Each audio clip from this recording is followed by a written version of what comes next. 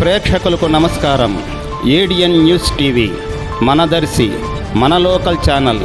ADN news TV ప్రేక్షకులకు నమస్కారం. వార్తలు చదువుతుంది మీ ప్రసన్న.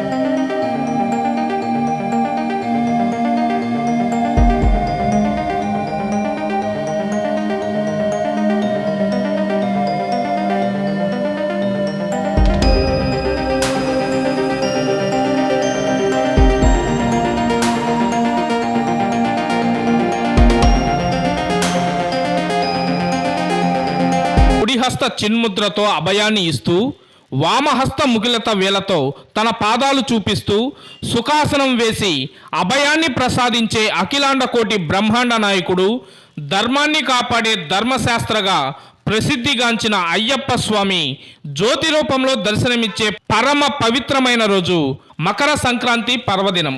ఈ నెల 15వ తేదీ సోమవారం శబరిమల పుణ్యక్షేత్రంలోని పొన్నంబలమేడు శిఖరంపై అయ్యప్ప స్వామి జ్యోతి రూపంలో దర్శనమిచ్చే సమయానికి నియోజకవర్గ కేంద్రమైన దర్శిపట్నం అద్దంకి రోడ్లోని శ్రీ లక్ష్మీ గణపతి దేవాలయంలో ఈ నెల 15వ తేదీ సోమవారం సాయంత్రం 6:45 నుండి 7 గంటల మధ్య అయ్యప్ప స్వామి కర్పూర జ్యోతి రూపంలో భక్తులకు దర్శనమివ్వనున్నారు.